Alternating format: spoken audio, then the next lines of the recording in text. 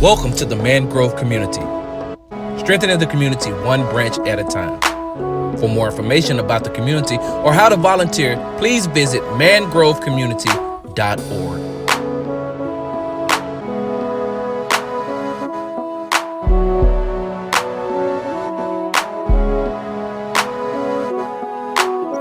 All right, welcome back to another episode of Mangrove Community Presents Reasonable Doubt.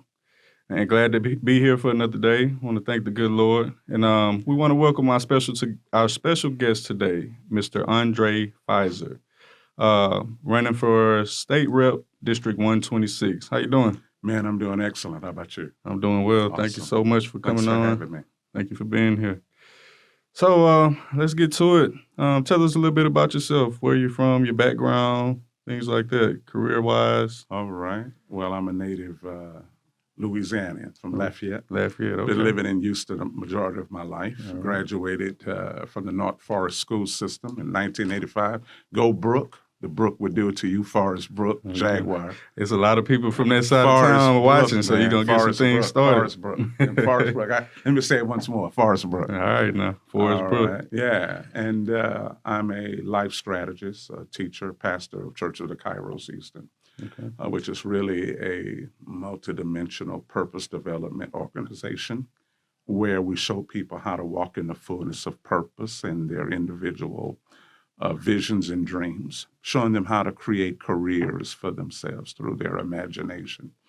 It was something that I needed in my life, and I took a chance on myself about 25, almost 30 years ago. I took a chance on myself to step out in faith and find myself.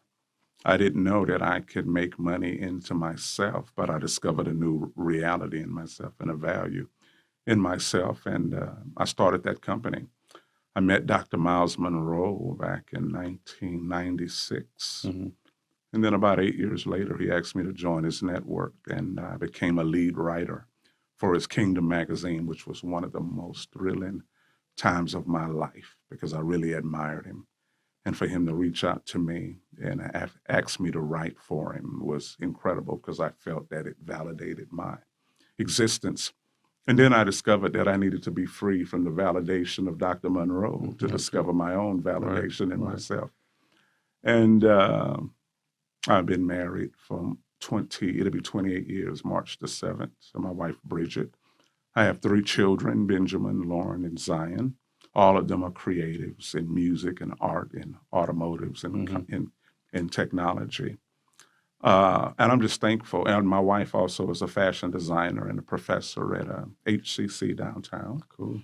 So we have a creative life, and we've had our bumps and bruises when you're living beyond the system to do something you've never seen, but you felt. Right. You know, we've had the effects of it, the shifts in life and the shifts in predictability. But with purpose, you begin to transcend the laws of predictability and you begin to move into this new arena of life.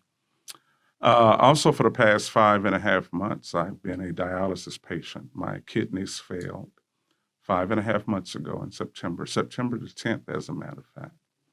I was at the hospital to get a routine procedure to reestablish my heart rhythm. And I suffered from kidney disease, and the procedure caused my kidneys to fail. Wow. And I've been on dialysis for 5.5 months. And during that treacherous time, I began to see the atrocities of the healthcare industry, of healthcare not paying for you when you pay your premiums and you think you're safe. And it's a sad thing to find this situation in life and find out that you're not safe. All right.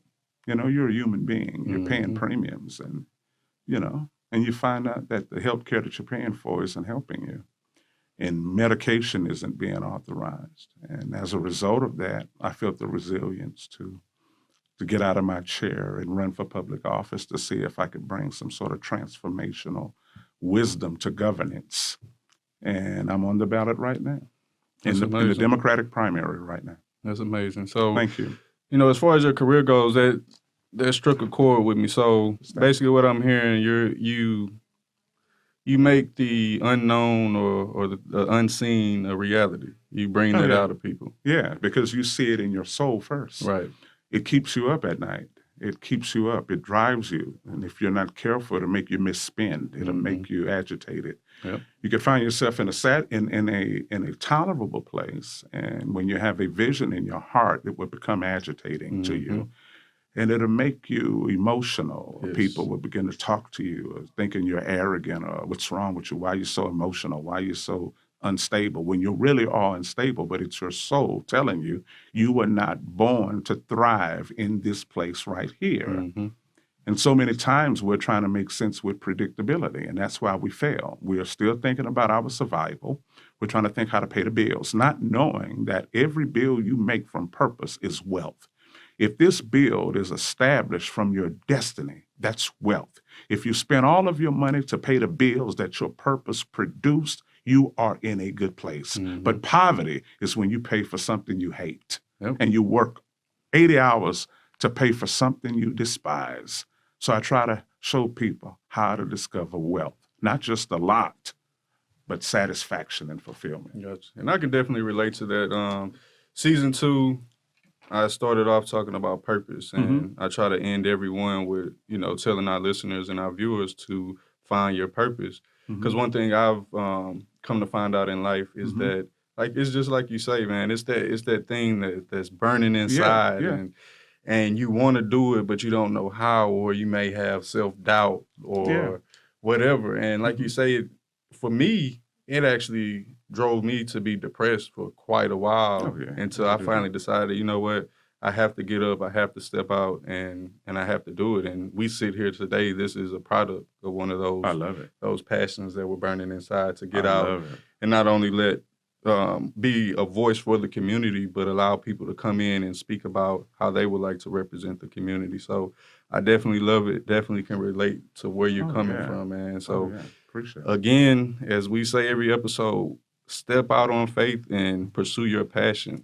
that's and your purpose, and you'll find your fulfillment in life. Been reading a book. We're here in Greenhouse International Church, and Pastor Decker has the men reading a book saying, knowing your power and purpose as a man. Yeah. And it's telling us we're now in a day in society where the man is no longer defined by a role. That's right. So a lot of men are lost in this society because, generations before us taught us that we fulfill this certain role, but that's no longer our place in society. It's more of finding your purpose, your God-given purpose, and pursuing that purpose, and everything else as far as roles and all that will fall in line and fall in place. So, man, I love it. I love it. I'm glad you said that, because most of us we were raised to be males instead of being gods. And so we're trying to find the role of our maleness, of being the male gender. See, it's hard to find purpose when you're trying to find a role as a gender, but you're the breath of God, the image of God. And when we live as gender, as a male, without knowing we are the breath of God, depression is easy, because we are trying to find a place for something that we're not. You weren't created to be the dust. You're the breath of God. Now, when man forgot that he was the God image, he became dirt. And when you become dust, you become food for the enemy. I think God told the enemy, on your belly you shall go and you shall eat dust all the days of your life. As long as we live outside of who we really are, the enemy of life, poverty, shame, sin, secrets, fear will begin to eat us up, because we're food for those things. But when we recapture who we are, not just a religion, not just us saying we're Christian men or we're churchgoers, but when we recapture the breadth of the divine, then we become the superior image, and we become the divine. And dominion is possible. Nothing can stop you. Oh, Nothing it. at all. So, man, that's what's up, man. That's what's up. Again, thank you for coming on, blessing us with that knowledge. I feel the spirit coming along in here today. What? So, I'm saved. There we go. The brother just said, I'm saved. There you go. And you supposed to, take that with you everywhere you go. It should be felt. Yeah. Yep. So, you talked about the healthcare system and how you feel it falls short in certain ways. And could you give us a little bit more detail? Are you talking about Yeah. in a financial sense or? Financial, treatment, servicing, the maintenance of dignity for people who are chronically ill, who are critically ill and disabled. You begin to see how the social services treat people who become victims of this thing, victims of sicknesses in their own body. And what it does is it actually shows the actual spirit of governance that's controlling the land. If you treat people who have no voice wrong, it's showing you the spirit of the governance of the stewardship that's in the world. And there is a lack of positive, purposeful, powerful stewardship of laws in the world. The scripture says when the righteous are in authority, the people rejoice. No one's rejoicing in the world right now. No one's. See, when there is a rejoicing spirit, a spirit of possibility, the people rise up, regardless of who we are, regardless of immigrations or immigrants, regardless of our economic situation. When the righteous are the stewards of the system, of the world, when the righteous are producing laws from love and purpose and understanding with the intentions of helping, not with the intentions of profiting with little help. Let me see if I could help. And if it cuts into my profit, then I can't help. Right. Well, that's not help. Right. And what's happened, healthcare is being used to profit. You have to go out of the country to find treatments that you can afford. That's unfair. We're the United States of America. If you can put people on the moon, and if you could fly people into space to stay there for years in space, we can't fix healthcare? Yeah, we've yet to conquer our own planet, and we're trying to go explore other planets. You're walking on the moon. You're going to Mars. You're building components that's on Mars, rovers that's searching the suns, and there's water there. And you can't fix a man who's sick. You can't. Have we set up a bureaucratic system that hinders us from reaching out and fixing it? Under one word, we can say you can have it. We are the most blessed country in society. You can do it. Because if a man can make $11 billion and don't pay taxes, I'm done. So you picking my brain here because Amazon, and we're gonna get down the list. You kind of jumping my list here, but we got Amazon that was built here in Greens Point a few years ago, and that's the CEO that we're talking about that made $11 billion. Billion now. Didn't pay any taxes, but there was no trade-off for this community. You came and bought our land for cheap. That could have been anything else. It could have been. And you didn't say, hey, let me find organizations or churches or after-school programs, or let me build a community center in your community to help you advance. You're the head of technology right now with this AWS. You didn't donate any of that technology, any of that information into our community to help us get better as a whole. When humanity hits home, then we bless humanity. Most people have become rich. They are entitled. They have not tasted humanity. They've tasted a perverted capitalism. When this hit home to me, it opened my eyes. And you can fight for other people when their suffering hits your house. You see, most times, when you represent people, it's supposed to be for common daily people. Right. At least 21 years old is the basic requirement to run for state rep. How many 21-year-old multi-billionaires do you know? So it means it's for basic human being with a sense of compassion and dignity.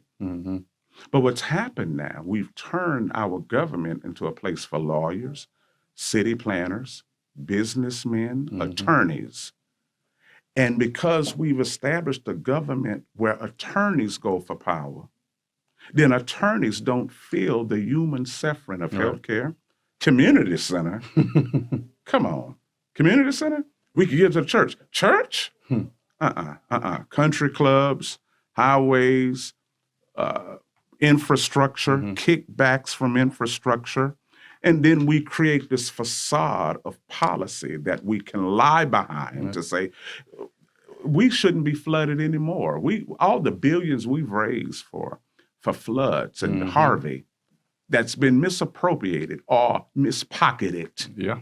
And then we come up with another proposition where we got to see if no, it's been solved. But in the moment you mention the word socialism, it's like they throw their X's up like you're a devil. When, like you say, if you're taking our money and you're paying to build roads, you're paying for these other programs, that's socialism in itself. Yeah. It's just, where do you want to direct those funds? You want to direct those funds that benefit you, because to me, and let's be honest, when it comes to constructions, it's easy to cook the books. Oh yeah, most definitely. Oh yeah, most Just definitely. like right now in District B, every community has signs up $6.1 million bike trail. Oh yeah. And I want to know, why is our mayor and our government so stuck on construction right now and not empowering the actual people within these communities? Yeah, because it's a smoke screen for misappropriation.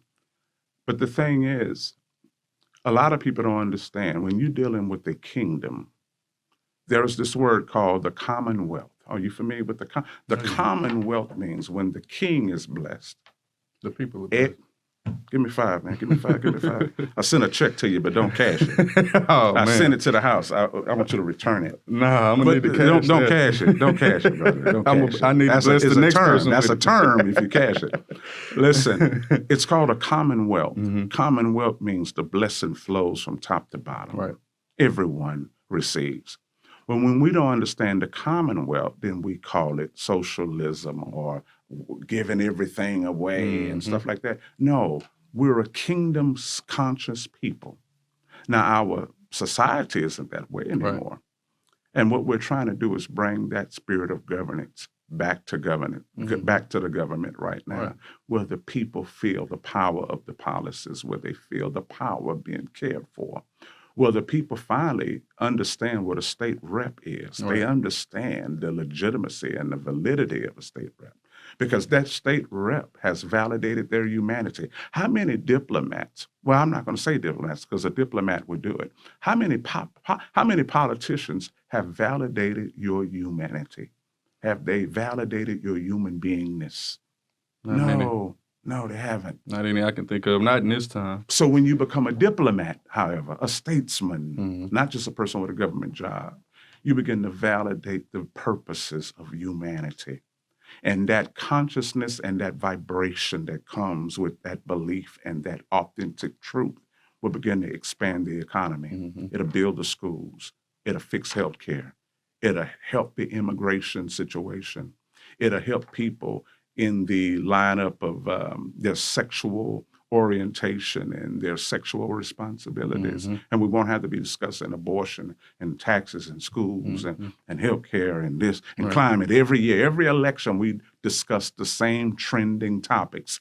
And those topics are trending because they're not solved. Right.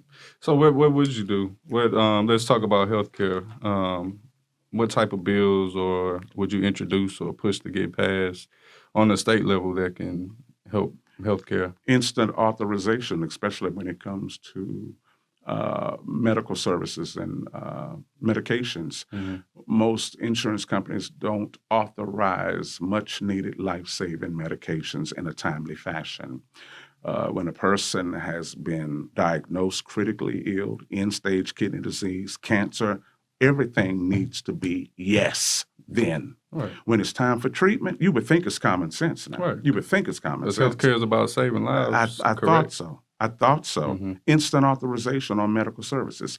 I have hundreds and hundreds and hundreds of thousands of dollars of dialysis treatments that went unpaid by my insurance company. And you got stuck with the bill? Yes, sir. Yes, sir. Yes, sir. And then if you get services or if you get any benefits from social services, you have to you have to be poor in order to get $200 a month. Right. You could go from making $6,000 and $7,000 a month, and you can't make that anymore, and you get penalized if you make over a certain threshold of money. You have to sacrifice. You got to sacrifice finances. for them to give you $200. You understand? So what if you want to buy a home? Well, can you afford to buy a home?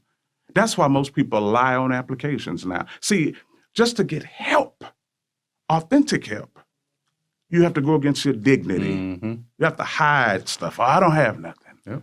I don't have that. And walk in shame. Why should we as a state make our constituents feel ashamed when they worked hard all of their life and they deserve that and they got to beg for it? And when they come to apply, you make them a liar while they're showing you all of their paperwork. Let me tell you something. When you're sick, you don't have time to think about where's that form. You don't have time to say, okay, let me see. Well, what is it? You don't have time to think that rational. Mm-hmm. All you know is, can someone help me? We need to understand people who are critically ill, disabled, and they cannot function, Right. especially if you have a kidney failure. It's not, see, I remember when I was dealing with my case, there are boards who, that's one thing I do. I would fire the boards and get certified medical doctors that would determine it. Because some of these boards that determine if you are rewarded benefits or not are not doctors. And they're thinking about a bottom line. Thank you. Even the questions they ask to determine your disability. Can you count? Mm-hmm. Do you feel angry? Can you drive? Can you walk 5 feet without getting tired? No, ask the person if they can still pee. See, you're not asking them. See, tell me, I can say pee on the podcast? Oh, you good. Okay, because You good. it's too Make yourself Look, it's too late now. right. Everybody say it's too late. No, what happens, the psychological trauma of a person who can no longer urinate, sitting down in front of a person saying, here is the dignity that's lost because their body has turned on them. You need people to understand that. I would have new boards. Of course. Instant authorization, instant benefits now. No 5-month wait, no 2-year wait, no denial first. Right. If you tell a critically ill man denied the first time, that will kill him. Yep. They don't have the patience to look for a lawyer. Am I taking the time, man? No, you're good. They won't have the patience to find a lawyer and hustle up a lawyer to get $400. And you're speaking from firsthand account. I know from a secondhand account, I can talk about my mom and Oh, yeah. forgive me, Mama, if you don't want me to, but it's real and we're going to put real things out there. But Yeah, man. my mom, before she was 52 hip replacements, she's in need of a shoulder replacement, a knee replacement right now. Again, like you say, her body turned on her and she had a bone disease where her I know the feeling. her ligaments and things like that would just deteriorate. And to this day, she still has not gotten disability. She was forced into retirement through her job. And my mom she's one of the hardest working people I've known my entire life. Yeah. Hardly ever missed a day of work. Yeah. And she's used to doing for herself. Yeah. But she's to a point now. And now, because the doctors haven't given her the right treatment, she finally met a doctor that says, have you had anybody check on your arthritis? You know, the fact that you have rheumatoid arthritis could be the cause of everything you're dealing with right now. Could be. Now she can't even walk 2 or 3 steps without getting shortness of breath. Let me tell you something. What a lot of people don't know. Sometimes when there's a lot of situations going on in your blood and your bones, your phosphorus level is high. Mm-hmm. When your phosphorus level is high, you begin to lose calcium. When you lose calcium, your bones become brittle. Your joints and your ligaments become really fractured and easy to break, and there's a lot of pain. That calcium leaves the bones and it enters into certain parts of your body. See, a lot of us didn't know of the psychological and the inner workings of blood misalignments that come with certain injuries and certain things. And most doctors and jobs try to treat a symptom, not knowing it is something much deeper. Right. The medication I had to get for my phosphorus being high was $9,000. That's a car. Right. That's a cash car. No, that's not a cash car. That's a car. That's a car, man. Not 900. 9,000. This happened about 3 weeks ago when I was in treatment, and the power went off at the dialysis center. And I'm like, we don't have a generator? What government will allow you to create a private practice for your own money and don't put a regulation and a law for you to put a generator on your building? Because when the power is off, if that power is off for 5 minutes, it's going to be trouble. You feel They what I'm got saying? lives on the line. Oh my God, I was there, brother. I was there. And that same day, I could say, brother. I can say that. You good. We're brothers, huh? I'm just trying to make sure I can say it. You good. I'm teasing the producer there.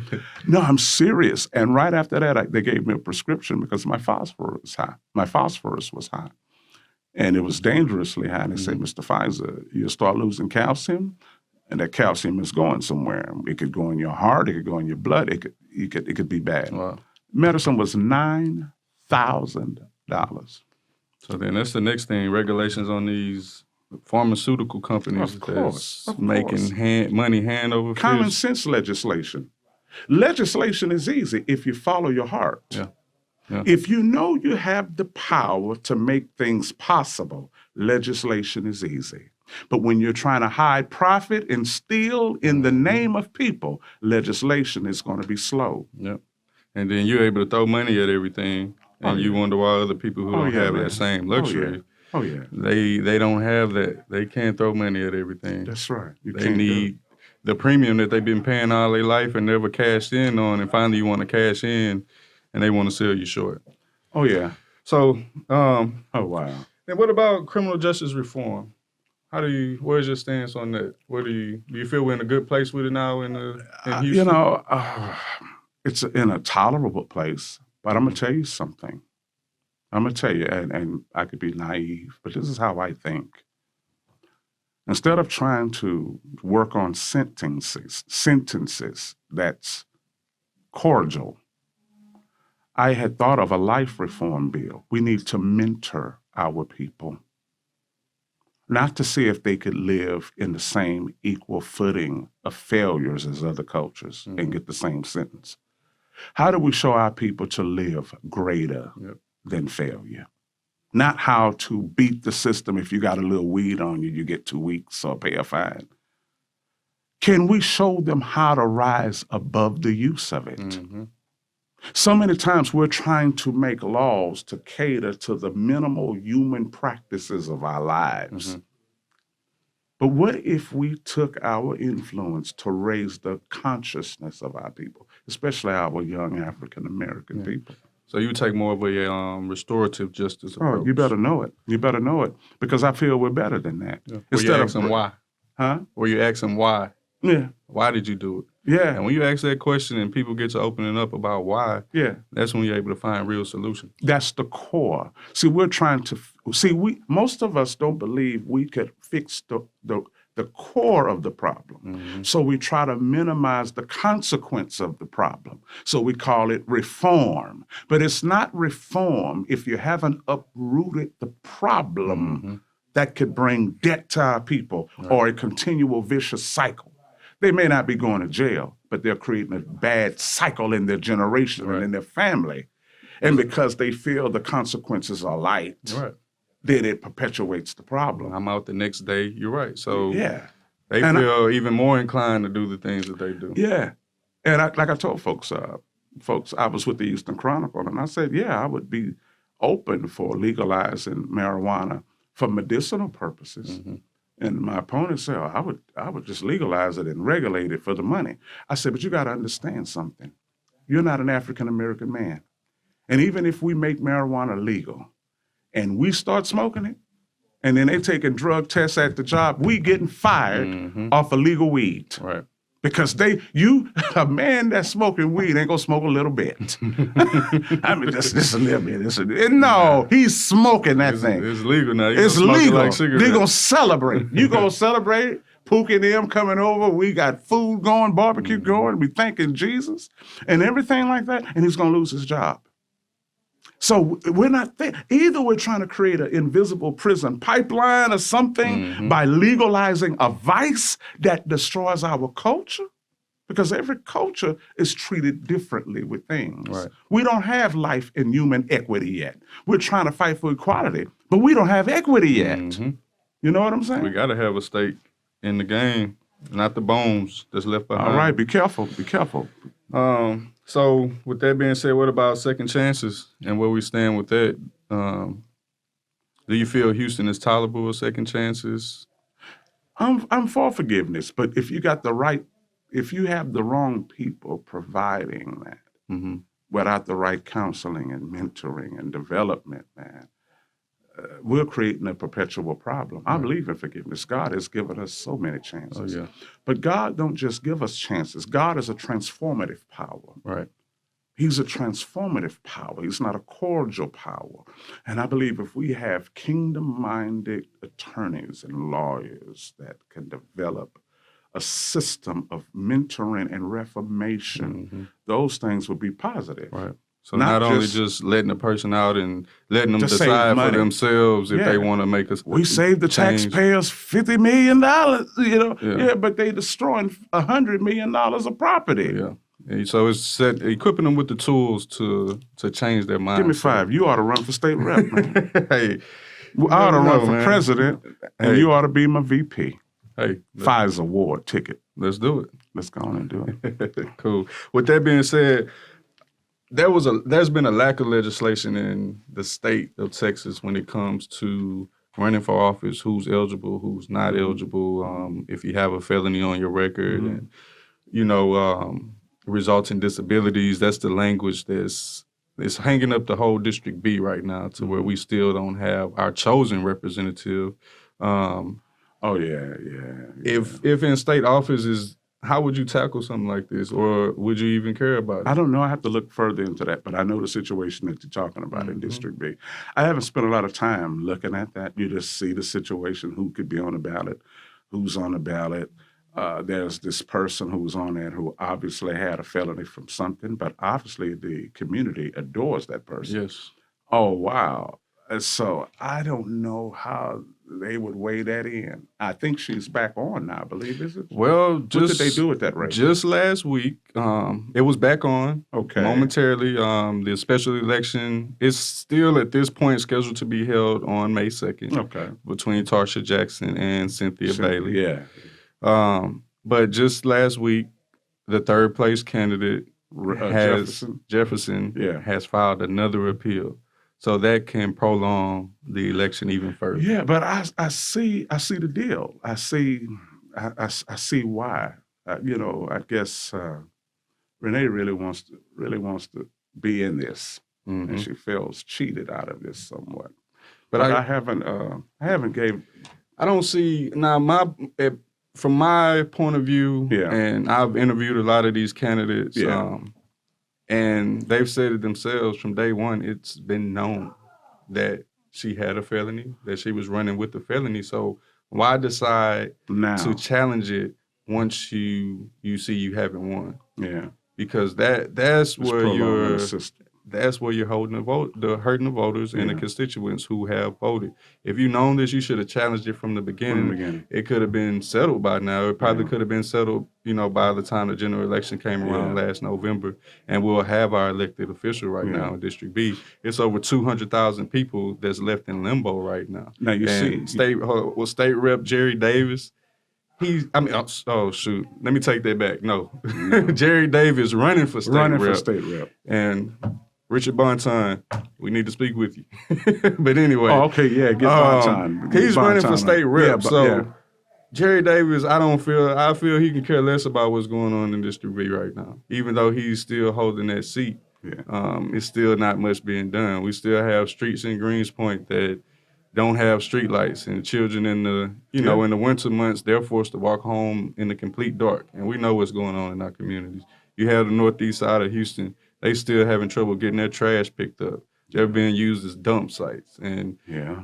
we don't have our representative of our district speaking out. So we definitely need to get somebody in office, and the people have spoken, and we need to deal with that. So Mr. Pfizer, please, when elected into office, because this is really something that should have been and is handled at the state level. Yeah. So please make yourself familiar with this, look into it, join forces with the other state reps so we can get this resolved once and for all. That's what I would do. But it's something. Did you notice how much common sense you used in solving this problem? Listen, you said, well, how come if you knew this, why you didn't do this? Mm-hmm. You notice how much common sense you just said? Right. Well, why do you feel it's impossible for government to speak in common sense? Because I feel like they have their people the lobbyists that they're Oh, catering okay. to. Oh, If they okay. speak out against a certain thing, then it may hurt their pockets Yeah. or hurt their next Well, that's candidacy. the issue. You know, because like I say, it don't cost nothing to pay attention, No, but it don't. will cost you everything if you don't. Mm-hmm. Right? That's right. The city of Houston, they had every chance. The mayor, Yeah. this is something that could have been looked into ahead of time and said, hold on, wait. Look, let's get this settled before you even can put your name on this ballot. Yeah. Yeah. But they're not responsible for authenticating or verifying this information that's put on these papers Yeah. when you fill out, Yeah. you know, to run for office. Yeah. It's something that has to be brought to your attention by an outside person, Yeah. outside party. Yeah. They vet, but So, I feel like our city dropped the ball, and then definitely at the state level, you know, Jarvis Johnson is the state rep who Yeah, wow. covers that district, who covers portions of District B. We also have Harold Dutton, who should be speaking on the matter as well, but the word is mum right now. now the ethics commission didn't say anything about this. No one spoke out Because I'm gonna against tell you this. something. When you get on the ballot, now you could file, but after a while you will get an approval. You will get an approval. I can only speak from that from the state. Right. I think they're trying to run for city council. Right, correct. All right. I could. This is the experience that I have. When you file, when you become connected with the Texas Ethics Commission and you could file a ballot, and after about a few days, you will get an approval that your place on the ballot is secure and it's been found worthy. And So I don't know the that was never the situation. case. Yeah, That was well, I never don't the know. case. But Cynthia that's what I know Bailey, about. she did her due diligence. She made sure that it was even on her website. Yeah. It's still on her website that, you know, she's a second chance. She had a felony. She didn't try to hide it from anyone, and everyone Well, I else in think this she race, should be. Yeah, I think she should they knew what was do it. going on. So Yeah. definitely something to look into. we need to look into, and that's legislation that'll be passed on the state level. So what about education, man? I'm very uneasy about what's going on in Houston with our education system. Yeah. We've taken vocational training out of school. Oh yeah, I was talking about that the other day. How you feel about that? It should be back. I spoke about that to the AFL-CIO about these vocational classes being returned back to our schools. I remember coming up in North Forest in our predominantly black schools. They had welding, you had auto mechanics, you had home economics, you had things that showed people how to work with their hands. But I believe in this new generation of education right now, we've lost our ability to critically think. Yep. And I think we need to get creative teachers and a system that will help our children think critically and creatively, how to become entrepreneurs, not just how to get a job, but how to create their own. But don't you know the patience that it's going to take to shift the culture of that type of consciousness? Because I believe we're trying to do things on a little level instead of really getting down to the consciousness level to really educate and transform children. I think we should put away that STAR test, which is biased. You know what I'm saying? No, it's irrelevant. And a lot of these tests are for financial purposes anyway. And I think if you really want to see the power of education, get some powerful teachers that will show our students how to think creatively and critically, disciplined, controlled, advanced, innovative thinking. Yeah. And that's not impossible. That shouldn't just be relegated to private schools and charter schools. That our public schools should do that. But, you know, talking with teachers that are working in the public system, it's like the administration, and I don't know if this is coming from the state level or not, but it is. They're pushing it. It's if you have a percentage of your children that you're teaching ABCs and they've mastered the letter A, and then there's a percentage that has not, we're moving forward to letter B. Oh, yeah. And that teacher who wants to slow down and make sure that everyone understands the letter A, she's being reprimanded. That's right. For slowing down and not staying on task with the curriculum. Yeah, it's affecting the money. It's bottom line, it's affecting the cash flow, the money, the funds. It's affecting that. But when the system is built on perverted capitalism, when the system, I'm not saying don't profit, I'm not saying don't make money, but when you tamper with the power of something and you take out the perfection of it and you just create something that's tolerable, Right. and as long as the funds going and we have the numbers, a percentage. And then, majority. and then you create a system down the line, a prison There pipeline we or go. something to get words those right out of my children mouth. who failed. It's like, is this some kind of system? Because you're going to get some free work out of these people. All of this stuff is integrated together. We don't know it. We think we have a society. And it's not a society. It's a matrix of foolishness that these things are being connected together. If this class of young men and women flunk out, this possibility of crime is going to happen. Yep.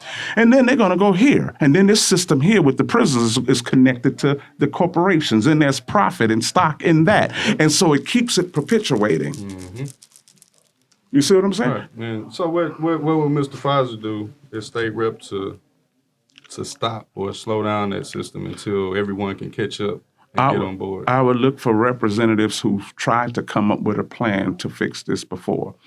I'm not the champion because there are a lot of people who feel the way I feel, but we don't have the seats or the numbers in the State House or the Senate to pass certain legislations. So you need to network with those who have a similar mind and see what we could do to pass policy.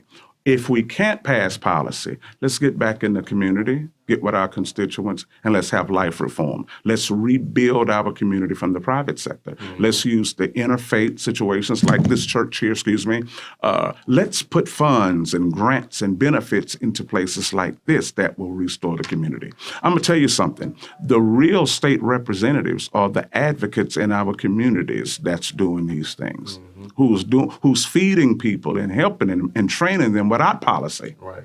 See, the greatest state rep don't need a policy to get it done. It needs a purpose to get it done. And I think if we could empower the advocates of the community to get it, you see what I'm saying? And then funnel the finances that way. If we can't give them money, let's give them space. Let's give them buildings. We got the power to say, stay here for free. Yep. We have the power to say it. Be in agreement. Hey, give my hand. Be in agreement with me. I feel Places like this can be given. You look at the track record. This is agreement. Places like this, the space should be given to them. Right. Look at the track record. Look at what's going on and say, provide him that. Come on, Gift them that. Because that's what I've been asking, the city council for District B, and not taking away anything from any other communities, but you have the Northeast Side, Acres Home, all these communities have multi-purpose centers, community centers, civic centers, where they can meet and they can push vocational trainings, or they have a place for their senior citizens to go and socialize throughout the day. But Greenspoint is one of those communities lacking that. So that's what I'm asking for. If you have, because the representatives, they were taking those pictures, smiling as they were breaking ground on the Coca-Cola factory that's being built over here, the Amazon that's being built over here. But what did you get in return for the community? Not for yourself, but for the community. And only, like you say, only thing we asking for is a space. Because, we have this church here where, hey, we have a nice congregation, but at the same time, we still have to worry about how we're going to keep the lights on, how we're going to keep the doors open. So give us another space where that's already provided for, where we can house these people throughout the day, and we're not putting all the pressure and strain on one church or one organization. I would do it because I feel we have the power. And maybe I'm naive, but I don't feel to let the bureaucratic system of checks and balances that we set up to protect us or to hide us from the foolishness that we're doing behind the scenes. I don't believe in that. I believe you can fix it. We have the power to fix it now. We do. One call, our influence has the power to say, rent-free, and it's done. Yep. Rent-free, and it's done. And maybe, like I said, maybe it's surreal, but that's how I think. That's the power I think. I believe it. That I want to totally revolutionize this position. Thank you, sir. I want to, man. We definitely want you to get in there and do it because, that touches on the next thing, economic reform in these communities. Oh, yeah. Where do we start with that, with economic reform and rebuilding our communities, like you say, from the private sector? Private sector and our people need to rediscover new value in themselves, that they're entrepreneurs and not just check getters. Right. There's a difference between being an entrepreneur and the person who gets a check. There needs to be a spiritual transfusion with our private sector and our churches, ministries, and mentors. We just can't preach a scripture to them. We have to enlighten their spirit with this core value of thought and kingdom and their dominion.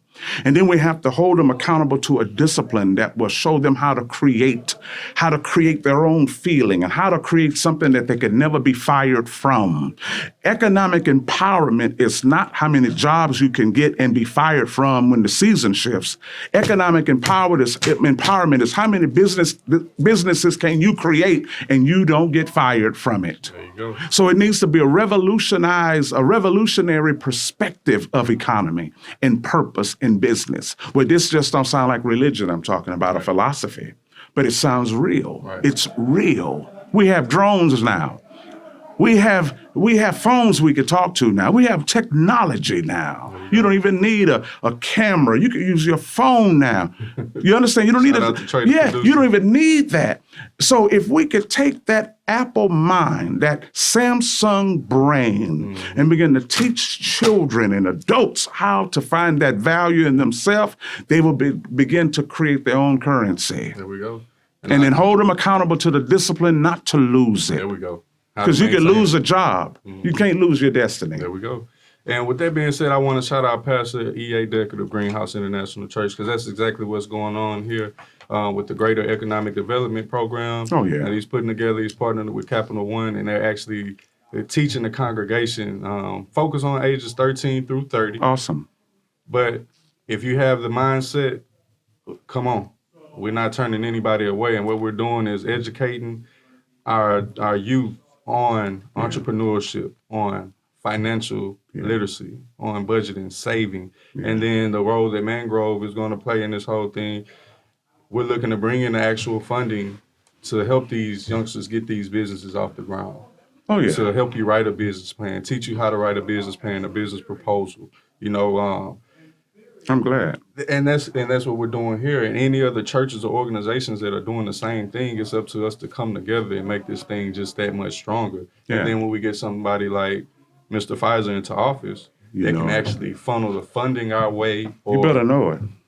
even if you can just put the light on us, you know what Oh, yeah, I'm most saying? Let definitely. people know what's going on Most this way. definitely. Because once people see what's going on and they see that it's real and it's legit, Yeah. they're going to want to get involved. Yeah. If we could show our young people and even adults how to invent, we know how to duplicate. Mm-hmm. You know what I'm saying? We sit down, we say, "Hey, what you gonna do?" "I'm gonna be a roofer." Nothing wrong with that. "What you gonna do?" I'm gonna do hair." I understand that. But if you really want to break open the cap, can we teach our people how to invent something? Industry we've never seen. It's in us. That's why we're agitated. Listen, your soul isn't agitated to do what's already been done. Your soul is angry because it has an unseen element in it that's never been experienced. God's not trying to lead me to what's already. Come on now. Come on, man. Come on, dude. God's not trying to lead me to what's there already. You are angry because what you feel is not there and is waiting for you to provide it. Witty inventions is part of the power of the kingdom mind. A witty invention. What can you make? It's the glory of it's the glory of God to conceal a thing, but it's the glory of kings to find it. Because think about Moses when he parted that Red Sea. Oh, come on now. I mean, I bet before that he never imagined that he would part the Red Sea. Yeah. But it was something in him at that moment in time that when he put that staff down in that Red Sea, You know parted, hey, he led his people to their destiny. It's hard. Yeah, it's boring writing a business plan on a business you already see. Mm-hmm. How do we show them to create an exciting plan? Right. Something foolish, something out of this world. But don't you know the patience and the discipline you have to do that? Sometimes we pick what's already there because it's convenient. Convenient people will always be poor. No. It's an inconvenient dream that we got to. Let me stop. See, I'm running for state No, rep. you good. And see, I'm Just think ministering. about Noah I'm when preaching. he was building that ark preaching when now. it wasn't raining. Or think about the first person who built the airplane Oh, you know it. and told you I'm going to fly. I'm a fly. They came up with an absurd idea. I know people told him they were crazy. Mm-hmm. I'm about to build a device where you can sit back and I can record what's going on and we Yeah. can replay it back. Yeah. Gotta be crazy. Yeah, yeah. That's what they're gonna tell you. And instead of us being discouraged or getting down and beating ourselves up and scrapping the plan and throwing it out, keep pushing. Don't you know how brilliant we would be if all of us tapped into that powerful potential? But this is what we do. We usually connect potential to what's already existing. Right. And it's a boring message now. People hear it, but it don't captivate them anymore. Even in our Christianity, we could teach those things, and you could only shout a little bit. But it's time to bring people to the edge of discovery now. Yeah. Because Well, when you're it trying to wrecks do that their brain. same thing, you only thing you do after that to try to be better, you're trying to be better, so you come up with these gimmicks and these Oh, yeah. these Turn around half 5 times. marketing schemes, or Yeah. or now I want to say the most absurd thing to get people's Oh, yeah. attention, even though I may be the most intelligent person in the world. Or as a man, I might want to put on a wig and a dress just to show people I'm funny. Oh, and become a billionaire. Look, this is the thing. Jesus said this, and I just believe it. He said, greater things you're going to do. Now, you tell me what greater thing you can do than raise the dead. Jesus said, he's raised the dead, he's healed the sick, he walked on water. He said, you're going to do better. He said, you're going to do greater stuff. What's greater than raising a dead man? What's greater than walking on water? He said, you're going to do greater things than this you shall do when I go to the Father. But we're stuck on convenience. Right. We're doing less things and thanking God for little. And thanking God because we have gotten so convenient, we have to pray for focus. God, just help me to be focused. Focus is a result of naturally loving something with your heart. You don't ask God to keep you focused when you're already arrested by the thing that you see. Right. You feel what I'm saying? Choice is gonna be in you. We have a major reformation there. Yep. People they're too comfortable with being comfortable nowadays. Yeah, you're right. Yeah. Yeah. So one of the last things I want to touch on before we get out of here is, I was enjoying myself, man. hey, I'm still enjoying it. I wish the conversation could go I'm on, enjoying but, myself, but that's all right. you know, We're gonna we got other responsibilities and obligations we got to get to. Okay. But hey, we can definitely continue the conversation at another time. That's cool. Child support. Child support is one of those things that is just tearing our communities apart. And I feel like it's no longer a male female thing. It's just a thing that, like you say, needs to be looked at with common sense. Yeah. Do you feel a need for child support reform, or you think it's fine where it is? I have to look into that, man. And like I said, man, sometimes our character, how we are, and just being irresponsible with sex and in relationships leaves us in this situation.